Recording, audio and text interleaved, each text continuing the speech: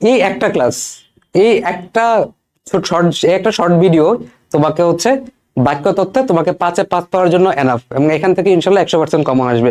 ওকে, দেখো তাহলে বাক্য তত্ত্ব থেকে কি কি প্রশ্ন আসে, প্রথমে খেয়াল করো। এই যে এই প্রশ্নটা অনেকবার আসছে ভাই, বাক্য একেবারে খুবই ইম্পর্টেন্ট প্রশ্ন। তো এখানেও সেম, তোমাকে বাক্য রূপান্তর করতে দেয়, অথবা হচ্ছে তোমাকে বাক্য তত্ত্ব থেকে কয়েকটা প্রশ্ন করে। তো এখান থেকে বাক্য রূপান্তর দেওয়াটা হচ্ছে বেটার অপশন, মানে ওটা দিলে তুমি একদম ফুল মার্কস পাবা। বাট যদি তুমি না পারো বা কোনো 2-3টা প্রশ্ন যদি একটু ঝামেলা হয়, সেক্ষেত্রে তুমি কিন্তু এটা দাগাইতে পারো। ঠিক আছে, আমাদের এই এই পার্টটা তুমি হচ্ছে মানে এই এই এই রচনামূলক প্রশ্ন তুমি দিতে পারো যদি তোমার ওই জায়গায় সমস্যা হয়। ওকে, এবার আসলে বাক্য কাকে বলে এবং সার্থক বাক্যের কয়টা গুণ বা বৈশিষ্ট্য থাকা আবশ্যক। ঠিক আছে, তাহলে এখানে বাক্য তুমি জানো ভাই, খুবই ইজি, যে কোনো যে পদ বা পদ সমষ্টি দ্বারা বক্তার পূর্ণ মনোভাব প্রকাশ পায় তাকে বলা হয় হচ্ছে বাক্য। ঠিক আছে, পূর্ণ মনোভাব প্রকাশ পায়, ঠিক আছে, পূর্ণ মনোভাব প্রকাশ পায়। বাক্যের গুণটা কি, যে অর্থ স্পষ্ট হওয়ার জন্য, বাক্যের অর্থ স্পষ্ট হওয়ার জন্য আকাঙ্ক্ষার নিবৃত্তি, সম্পূর্ণ মনোভাব প্রকাশ, অর্থগত এবং ভাবগত মিলবন্ধনই হলো বাক্যের গুণ। এখন সার্থক বাক্যের কি কি বৈশিষ্ট্য থাকবে, তুমি ছোটবেলায় সারা জীবন পড়ছো, আকাঙ্ক্ষা, আসক্তির যোগ্যতা, আকাঙ্ক্ষা, আসক্তির যোগ্যতা। তাহলে আকাঙ্ক্ষা মানে কি, একটি পদের পর তার পরবর্তী পদ শোনার যে আগ্রহ, তাকে মেনলি বলা হয় হচ্ছে আকাঙ্ক্ষা। ঠিক আছে, আকাঙ্ক্ষা। যদি আমি তোমাকে বলি যেমন ঢাকা বাংলাদেশ, এরপর তুমি বলবো ভাই এরপরে কি, তারপর তোমার একটা আকাঙ্ক্ষা রয়ে গেছে। কিন্তু আমি যদি বলি যে ঢাকা বাংলাদেশের রাজধানী, তাহলে তোমার কোনো আকাঙ্ক্ষা থাকে না, তাহলে ঢাকা বাংলাদেশের রাজধানী এটা একটা সার্থক বাক্য। ঠিক আছে, আসক্তি, আসক্তি কি, আসক্তি হচ্ছে যে বাক্যের সুশৃঙ্খল পদবিন্যাস। ঠিক আছে, তাহলে বাক্যের পদবিন্যাসের পদসমূহের যে বিন্যাসটা সুশৃঙ্খল বা যথাযথ যদি না হয়, তাহলে সেটা কিন্তু বাক্য হবে না। তাহলে এটার যে পদবিন্যাস, বাক্যের যে পদবিন্যাস, যাকে সুশৃঙ্খল যে পদবিন্যাসটা আছে, এটাই মেইনলি হচ্ছে আসক্তি। যদি আমি পরীক্ষায় যদি আমি বলি হঠাৎ করে যে সাদা উড়ছে দল বকের আকাশে, তাহলে এটা কিন্তু হইলো সাদা উড়ছে দল বকের আকাশে, তাহলে এই জায়গায় তো আসলে বাক্যের পদবিন্যাসটা ঠিক নাই, তোমাকে বলতে হবে সাদা বকের দল আকাশে উড়ছে। ঠিক আছে, এটাই হচ্ছে আসক্তি। এবার যোগ্যতা কি ভাই, যোগ্যতা হচ্ছে অর্থগত এবং ভাবগত মিলবন্ধন, এটা হচ্ছে যোগ্যতা। বা আমি যদি বলি যে হচ্ছে গরুগুলো আকাশে উড়ে, গরু কি আকাশে উঠতে পারে, তাহলে গরু আকাশে উঠতে পারে না, তাহলে এই জায়গায় কিন্তু যোগ্যতাটা মানে ঠিক নাই, বাক্যটার যোগ্যতা হারাচ্ছে। তোমাকে বলতে হবে পাখিগুলো আকাশে উঠছে। তাহলে এটা খুবই খুবই খুবই খুবই ইম্পর্টেন্ট প্রশ্ন, 5 স্টার প্রশ্ন, সুন্দর মতো পড়ে যাবে এটা। ঠিক আছে, এটা আসার সম্ভাবনা অনেক বেশি। তাহলে উপসর্গের অর্থবাচকতা নাই, অর্থদ্যোতকতা আছে, এটা যেমন এরকম ইম্পর্টেন্ট, যে সার্থক বাক্যের গুণ বা বৈশিষ্ট্য এটাও তেমনই ইম্পর্টেন্ট। ঠিক আছে, 5 স্টার। ওকে, গঠন অনুসারে বাক্য কত প্রকার কি, এটা দেখো অনেকবার আসছে। ঠিক আছে, গঠন অনুসারে তাহলে বাক্য কি আমরা সাধারণত লিখবো, গঠন অনুসারে বাক্য 3 প্রকার, তাহলে এটা গুরুত্বপূর্ণ। সরল বাক্য, সরল বাক্য কি, বলতে একটি উদ্দেশ্য এবং একটি বিধেয় থাকে বা একটি সমাপিত ক্রিয়া থাকে, তাকে বলা হয় সরল বাক্য। ঠিক আছে, সরল বাক্য যেটাকে বলা হয় সিম্পল সেন্টেন্স। ঠিক আছে, যেমন অনয় আজ কলেজে গিয়েছে। ঠিক আছে, জটিল বাক্য মানে কি, এখানে একটা প্রধান খণ্ড বাক্য থাকে এবং এর সাথে এক বা একাধিক আশ্রিত খণ্ড বাক্য থাকে। এখন খেয়াল করো, প্রধান খণ্ড বাক্য এবং হচ্ছে আশ্রিত খণ্ড বাক্য, এই জিনিসটা তোমাকে একটু জানতে হবে ভাই। ঠিক আছে, আসো। আচ্ছা, দেখো প্রধান খণ্ড বাক্য, প্রধান খণ্ড বাক্য মানে কি, যে একটা বাক্যের ভিতরে, একটা সম্পূর্ণ বাক্যের ভিতরে যে খণ্ড বাক্যটা, ঠিক আছে, অর্থ প্রকাশের জন্য অন্য কোনো খণ্ড বাক্যের উপর নির্ভরশীল না। যেমন দেখো, যিনি বিদ্বান তিনি সর্বত্র আদরণীয়, তাহলে তিনি সর্বত্র আদরণীয়, এটা এটা কিন্তু একটা সম্পূর্ণ মানে এই কথাটা বললে কিন্তু একটা অর্থ প্রকাশ পায়। ঠিক আছে, এই তিনি সর্বত্র আদরণীয়, ঠিক আছে, এইটার অর্থ প্রকাশ করার জন্য যিনি বিদ্বানের উপর ডিপেন্ড করতে হচ্ছে না। ঠিক আছে, তাহলে এটা হচ্ছে প্রধান খণ্ড বাক্য। বাট আশ্রিত খণ্ড বাক্য মানে কি, যে এরা প্রধান খণ্ড বাক্যের উপর নির্ভরশীল। যেমন দেখো, যিনি বিদ্বান, ওপর কি, যিনি বিদ্বান তিনি কি, যিনি বিদ্বান তিনি সর্বত্র আদরণীয়, তিনি সর্বত্র আদরণীয়, তাহলে যিনি বিদ্বান বলার পর তোমাকে তিনি সর্বত্র আদরণীয় বলতে হবে। ঠিক আছে, যে অর্থ সম্পূর্ণ অর্থ প্রকাশ করার জন্য। তাহলে এই যে আশ্রিত খণ্ড বাক্যটা, যিনি যিনি বিদ্বান, এটা আসলে প্রধান খণ্ড বাক্য, তিনি সর্বত্র আদরণীয়, এটার উপর ডিপেন্ডেন্ট। ঠিক আছে, এটার উপর নির্ভরশীল। ঠিক আছে, প্রধান খণ্ড বাক্যের উপর নির্ভরশীল, তাহলে এটা হচ্ছে আশ্রিত খণ্ড বাক্য। তাহলে যদি আমি বলি যিনি বিদ্বান তিনি সর্বত্র আদরণীয়, এর ভিতরে তিনি সর্বত্র আদরণীয় এটা বললে কিন্তু অর্থ প্রকাশটা পায়, অর্থটা কমপ্লিটলি প্রকাশ পায়, অন্য কারোর উপর ডিপেন্ড করতে হয় না। বাট যিনি বিদ্বান এই পার্টটুকু, এটা হচ্ছে আশ্রিত খণ্ড বাক্য, কারণ যিনি বিদ্বান, ঠিক আছে, এটা এরপরে যিনি বিদ্বানের অর্থ মানে কমপ্লিটলি প্রকাশ করার জন্য কিন্তু তোমাকে তিনি সর্বোচ্চ আদরণীয় বা প্রধান খণ্ড বাক্যের একটা তোমাকে কি করতে হচ্ছে, হেল্প নিতে হচ্ছে। ঠিক আছে, হেল্প নিতে হচ্ছে। তাহলে প্রধান খণ্ড বাক্য কি, যে অন্য কোনো খণ্ড বাক্য নির্ভরশীল না, তিনি সর্বোচ্চ আদরণীয়, এই পার্টটুকু প্রধান খণ্ড বাক্য, সে নিজে একটা কমপ্লিট। ঠিক আছে, তাকে নির্ভর করতে হবে। বাট যিনি বিদ্বান পার্টটুকু তার অর্থ কমপ্লিট করার জন্য তোমার কিন্তু এই প্রধান খণ্ড বাক্যের উপর একটা ডিপেন্ডেন্সি তার আছে, এটা আশ্রিত খণ্ড বাক্য। এবার ধরো সমাপিকা ক্রিয়া মানে কি, এই যে ক্রিয়া বাক্যের অর্থ এবং গঠনগত পূর্ণতা দেয়, ভাবের পরিসমাপ্তি ঘটায়, যেটা সমাপিকা ক্রিয়া।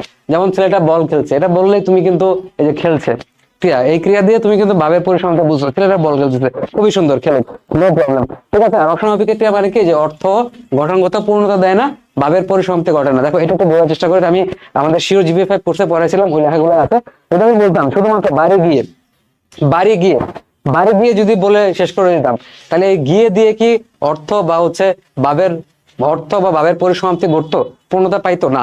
ঠিক আছে, তাহলে বাড়ি শুধু যদি বলি বাড়ি গিয়ে, তাহলে এই গিয়েটা হচ্ছে কি অস্বাভাবিক ক্রিয়া।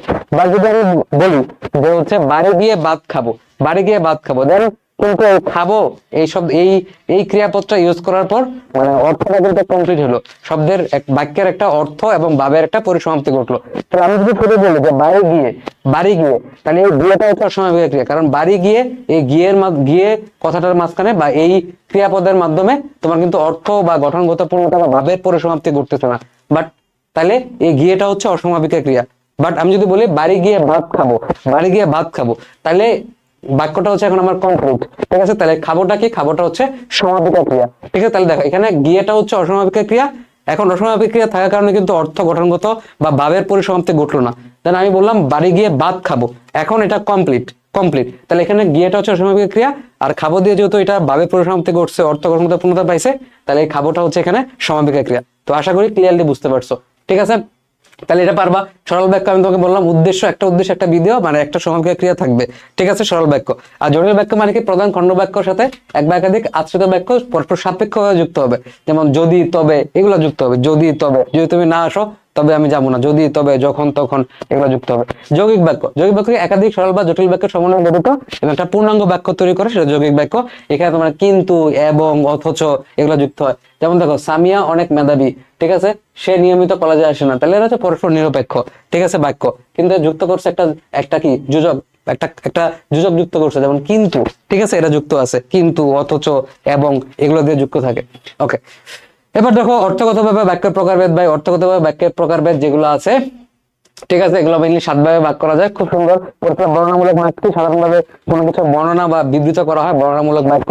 গরু মাঠে ঘাস খায়, গাছে গাছে ফুল ফুটছে। ঠিক আছে, বর্ণনামূলক বাক্য আবার দুই ধরনের। অস্তিবাচক মানে কি, অস্তিবাচক মানে হচ্ছে অ্যাফার্মেটিভ, মানে হচ্ছে হ্যাঁ বাচক। ঠিক আছে, দিবাচক করে রইলো। আর নেতিবাচক মানে হচ্ছে নেগেটিভ। ঠিক আছে, না সূচক অর্থ, না জাতীয় দিবা কোনো কথা বলো না। প্রশ্নসূচক মানে কি, তুমি কিছু প্রশ্ন করবা, তুমি কোন ক্লাসে পড়ো, তোমার নাম কি। ইচ্ছাসূচক মানে কি, যে মনের ইচ্ছা আকাঙ্ক্ষা প্রার্থনার প্রকাশ পায়, ভেরি ইজি, তাই না, ভেরি ইজি। এবার দেখো আজ্ঞাসূচক বা হচ্ছে অনুজ্ঞাসূচক। ঠিক আছে, তাহলে এখানে কি বোঝাবে, আদেশ, নিষেধ, আবেদন, অনুরোধ, এগুলো বোঝাবে। অনুজ্ঞাসূচক, ওখানে গিয়ে বসো, সত্য কথা বলবে, এগুলো তুমি ইজিলি বুঝো। আবেগসূচক মানে কি, আবেগ প্রকাশ হবে, আহ কি আরাম, এও কি সম্ভব, এই জায়গায় কিন্তু আবেগ চিহ্নটা দিতে হয়। ঠিক আছে, আবেগ চিহ্নটা দিতে হয়। ওকে, সংশয়সূচক মানে কি, এই জায়গায় তোমার হচ্ছে সন্দেহ, সংশয়, সম্ভাবনা, এগুলা প্রকাশ পাবে। ঠিক আছে, এই যে হয়তো, বুঝি, ঠিক আছে, বুঝি বা এগুলো মানে জিনিসটা হচ্ছে কি একটা তোমার সংশয় প্রকাশ হয়, বোধ হয় আর আসবে না, সম্ভবত দিবার ব্যস্ততা বেড়েছে, এগুলো আসবে। কার্যকারণাত্মক মানে কি, বিশেষ শর্তের অধীনে ক্রিয়া নিষ্পত্তি হয়।